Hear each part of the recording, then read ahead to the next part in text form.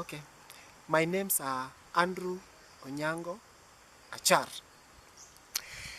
I am from here, Kenya, in Nairobi, and I was in ARI in the year 2003. That is when I was at ARI. I went to ARI when I was, my sending body was Dagoretti Children's Center. I worked there at Dagoretti Children's Center after ARI training for 6 years. Then from there, I left Dagoretti and I went to Saudi Arabia for 2 years. Then when I came back in 2013, I joined a program which is called Give a Child Life. Where I'm working right now is called Kiandutu Settlement Area. It is a slum in Thika. Thika are something like 35 kilometers from Nairobi city center. It has become a very big slum area. So when they came there, the area was totally infested with jiggers. No space, they were building just the shanties, the houses without no ventilation, just the door, and the houses were very small, so it was so congested. So due to this, there were a lot of the health challenges.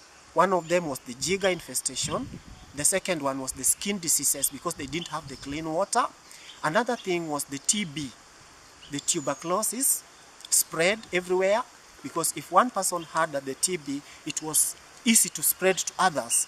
So many people were being affected by this. And another one, we call it in Swahili tupiumulo, but it is in English as the malnutrition on children. So the malnutrition was one of the major challenges. So when the group I'm working with is called the Give a Child Life. We are working with children, with parents who have children who are mainly 5 years and below of age, because these are the most vulnerable at this stage. They are more vulnerable. So because of that, they become malnutrition. The malnutrition affects them. Some of them have kwashokors, some of them have scabies, things like that. So the group came to Kiandutu slums and they started with feeding the children, giving them the porridge and lunch. Now this one did not help, because every now and then the people who are part of the groups, we keep on paying for this hospital bill. There were many children who were being taken to hospital because they kept on being sick every now and then. So we decided now we want to help these people, and how to help them, because whenever we went to the hospital, there was this problem. The major disease was malnutrition. Major disease, malnutrition, and skin disease. So that's why we started this bag gardening, so that even if they don't have money, they have something to feed to their children just at their doorsteps. So that's why we started this bag gardening, and we gave them the bags, we gave them the soil, because we are not using the soil from the same place. We had to transport soil from a different place, the volcanic this red soil, the fertilizer, we gave them the manure, the organic manure, and also we provided them with the seedlings. So they planted those things just at their doorsteps. And since these things were started, it is now something like 1 year ago since we started this bag gardening.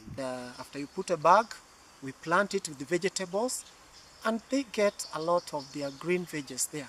What we are growing in those bags are kales, we call it in Swahili sukuma wiki, spinach, we are growing tomato, we are growing eggplants. Everything we are doing there is organic.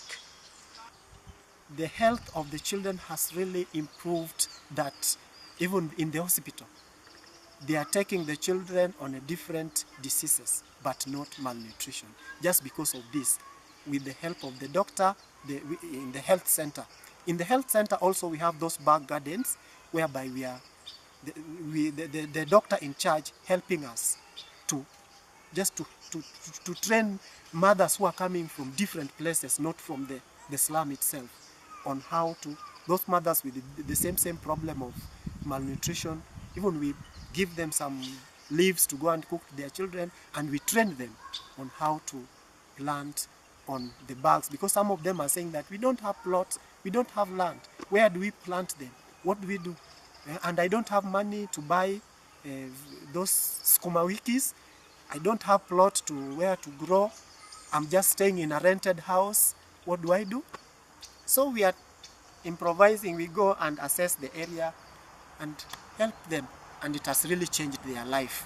All this idea of the doorstep gardening, that is a part of the training I got from ARI, and especially the organic one I got from ARI. And it has really helped me a lot to try to improvise whatever I learned from ARI, to put it into practice, because some of them we didn't have them at ARI. Like this doorstep gardening, it was not there. But according to the information I got there, I tried to improvise it just to suit the area where I was working. I'm currently working.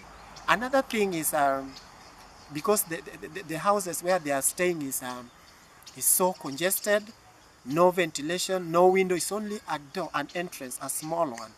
And this one was very conducive for the spread of TB, tuberculosis. So we also came up with we call it the mabati light. Mabati in Swahili means the sheet, the iron sheet. So the mabati, we call it the mabati light. We clean the bottle, the plastic bottle 1 liter, and we put the sterilized water. And if it is not a sterilized water, it is just the direct from the tap, we filter. After filtering, we have to put some detergents. Like we use mainly the jik, we call it here the jik, that jik type of detergents, just to make sure that, to kill any bacteria in the water, so that the water can just remain without any bacteria, because if it has any, after a period of time, there will be some residues remaining, dropping, some few darts on at the base of the bottle. So with the clean water, that bottle can stay for up to 3 years without being changed. So we just put that water, we locked it out, we drill a hole on the roof, we put the bottle, and this bottle, it gets the rays, the lights from the sun, and it refracts the light inside the room, and it is amazing, because even whatever, if you are inside the room now, everything is clear. Even if a needle drops down, you can pick it, you can see it and pick it. Before, it was not possible. In Kenya, many people, we use paraffin to light our rooms. We use paraffin to light our rooms, and also we use them to store for cooking. But in the slum, mainly they use for lighting. So a lady, he had some paraffin in a small bottle, she put it there. He had this liquid cooking oil, she put it there. She had water in, like that. So she was cooking, and that was the only meal she had on that day. Because of that darkness, she could not differentiate between the paraffin and the cooking oil. So instead, what this lady did, she picked the paraffin, she poured as she was cooking on the food. She could not eat on that day. She slept hungry. And until when we put this thing, she's very happy, because now she can see everything, everything she's seeing, and that one is making us so happy.